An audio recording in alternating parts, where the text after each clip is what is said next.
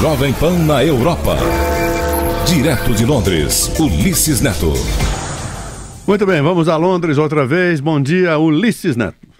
Bom dia, Joseval. Bom dia a todos que acompanham o Jornal da Manhã, 12h55 aqui em Londres. A polícia britânica confirmou agora há pouco que subiu para 8 o número de mortos no ataque terrorista de sábado, porque foi encontrado um corpo no Rio Tâmisa de um francês identificado como Xavier Thomas, de 45 anos. Ele tinha aparecido nas imagens de câmeras de segurança no momento do ataque, quando a van avançou sobre pedestres na ponte de Londres, na London Bridge, e ele acabou caindo no Rio Tâmisa. O corpo estava desaparecido e foi encontrado algumas milhas adiante na região de Limehouse, que fica no leste aqui da cidade. Ainda tem mais uma pessoa desaparecida, um espanhol. Não temos ainda informações sobre o que aconteceu com ele, mas como o incidente ocorreu no sábado, né, a própria família deste espanhol já disse que não tem muitas esperanças de encontrá-lo com vida.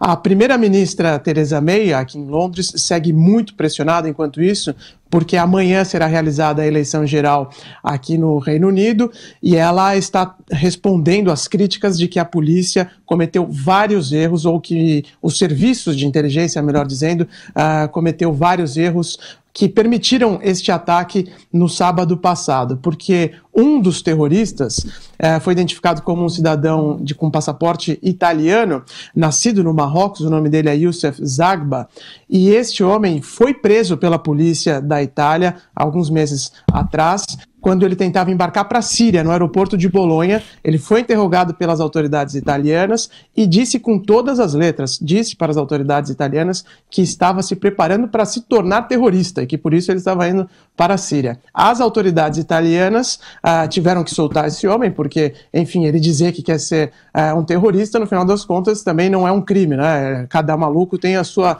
intenção. E como ele não tinha cometido nenhum crime, teve que ser solto. Depois se mudou aqui para a Inglaterra.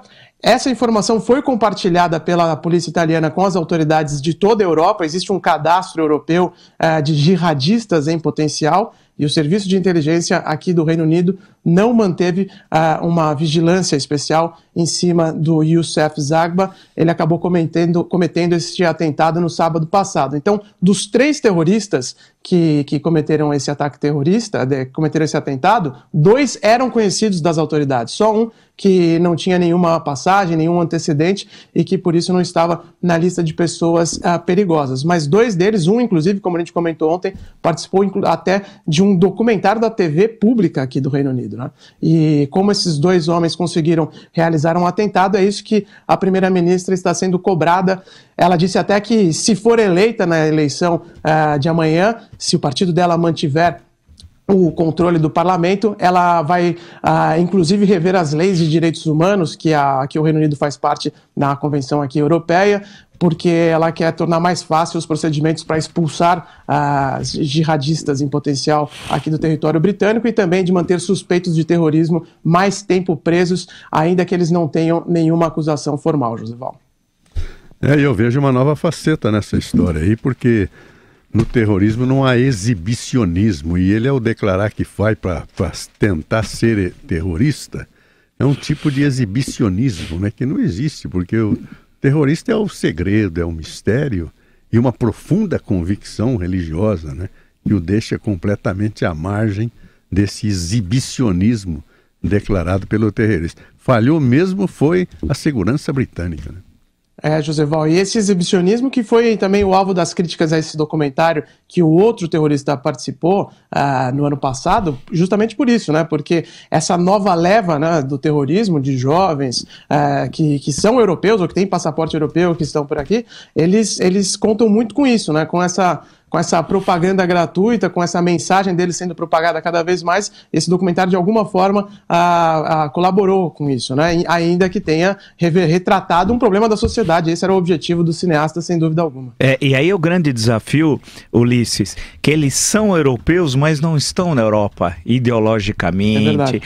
Aí, quer dizer, como que você vai conver se o sujeito se diz cidadão inglês mas ele não comunga de nenhum dos valores da tradição inglesa, das leis, da sociedade, da cultura, das relações sociais que ele estabelece só entre pequenos grupos onde está presente o fundamentalismo islâmico.